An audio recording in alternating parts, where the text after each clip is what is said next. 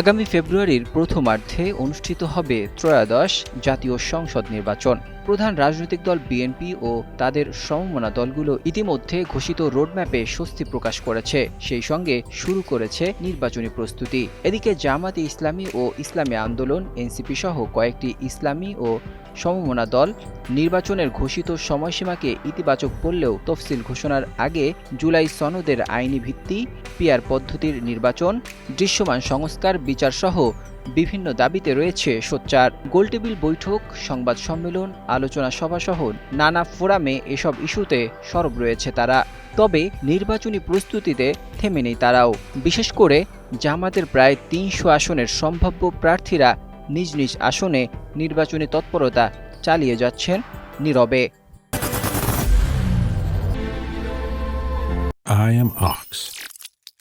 রাজনৈতিক বিশ্লেষকদের মতে জামাত ৩০০ আসনে প্রার্থী দিলেও শীর্ষ নেতাদের ১৫ থেকে ২০ আসনের প্রতি দৃষ্টি রয়েছে দেশবাসীর। এর মধ্যে ঢাকা ১৫ একটি।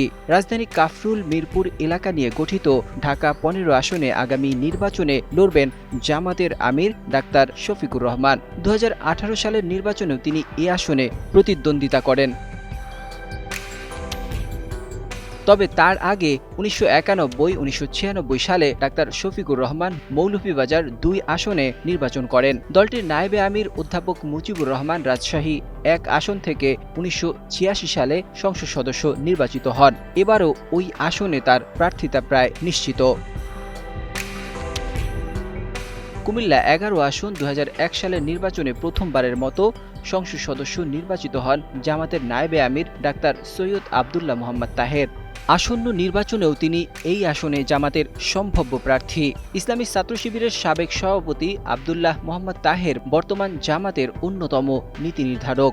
একজন হেভিওয়েট প্রার্থী হিসেবে আগামী নির্বাচনে এই আসনে দৃষ্টি নিবন্ধিত থাকবে রাজনৈতিক পর্যবেক্ষকদের। খুলনার ফুলতলা ডুমুরিয়া উপজেলা নিয়ে গঠিত খুলনা ৫ আসন।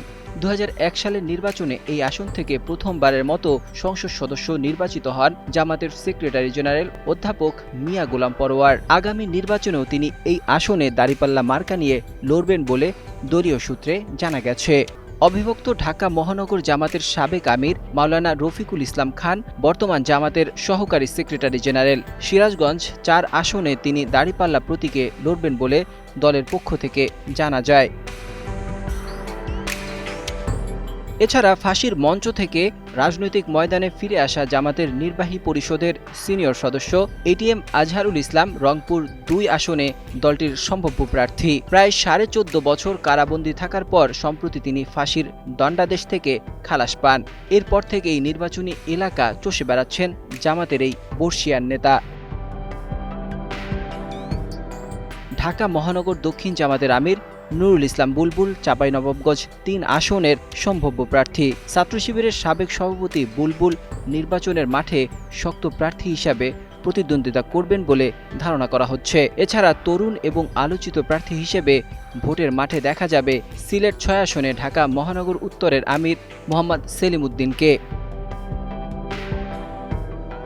সুনামগঞ্জ ২ আসনে অ্যাডভোকেট শিশির মনির, পিরোজপুর ১ আসনে মাসুদ সাইদি, পিরোজপুর ২ আসনে শামীম সাইদি, পটুয়াখালী ২ আসনে ঢাকা মহানগর দক্ষিণের সেক্রেটারি ডাক্তার শফিকুল ইসলাম মাসুদ, কুষ্টিয়া ৩ আসনে মুফতি আমির হামজাকে লড়তে দেখা যাবে জামাতের প্রার্থী হিসেবে।